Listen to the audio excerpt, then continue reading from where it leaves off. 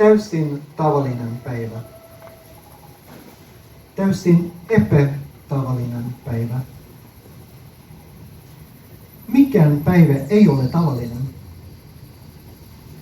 Kaikki päivät ovat tavallisia.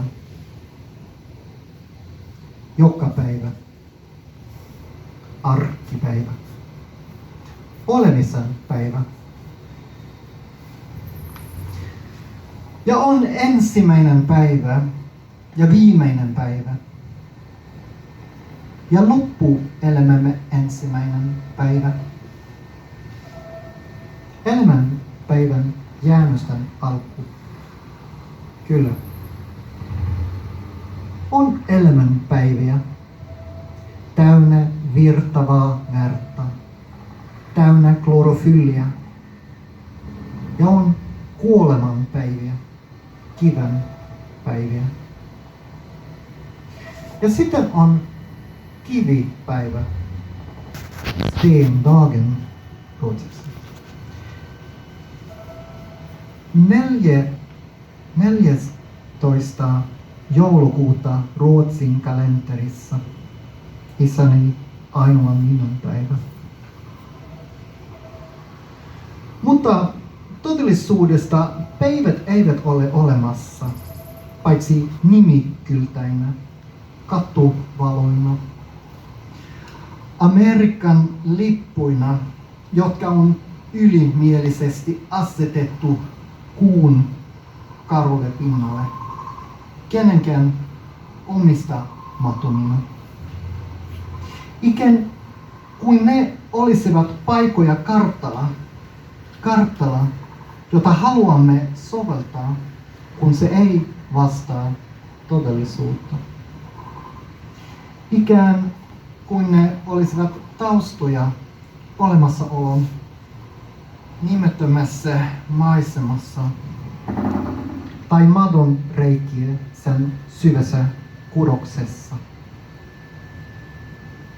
On päivämääriä, jotka ovat niin suuria, että ne yksinään voisivat täyttää kokonaisia kalentereita, vuosikirjoja, elämänkertoja. Kuten 14. joulukuuta 2021. Yksi näistä kivipäivistä, jotka olisivat voineet olla minun päättymispäivämääräni. Viimeinen käyttöpäivämääräni. Takkarajani, deadline, piste, joka on asetettu 100 kilometrin tuntin nopeudella lumeen ja teräskaikkiseen E4-tielle Sävarin ja Jäknebodan välillä. Ja on sekunteja, pitkiä ja labyrintisiä kuin sairaalatunnelit. Äärettömän monimutkainen kuin rimastua tai aivojen kiemurroitto. Tai lyhyitä ja äärettömän tiivistettyä. Niin voimakalla painovoimalla, että se, mikä sinne tulee, sen tapahtuma horisonttien sisällä, pysyy siellä. Eikä voi koskaan tulla ulos.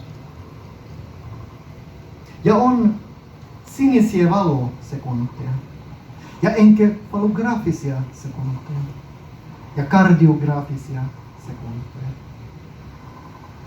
Ja jokainen ylityspaikka on mahdollinen tuhon paikka. Ja me olemme todellisuudessa vieraita, olemassaolon turisteja. Joskus niin väliaikaisia vierailijoita niin kutsutussa arjessa. Sinne saamme voimaa ja lohtua teeskentelemälle olevamme kotona. Ikään kuin olisimme sen paikallinen väestö. Ikään kuin ne olisi tila, ja tämä tila olisi asunto, kyllä, jopa asunto-osakeyhtiö. Jotain, johon meille olisi oikeus, eikä vain, kuten sanan oikeudellisessa merkityksessä, paikka, joka on tarkoitettu tiettyyn toimintaan. Kaikki elämä on tiettyä toimintaa. Mikään päivä ei ole tavallinen päivä. Kaikki päivät ovat tiettyjä päiviä.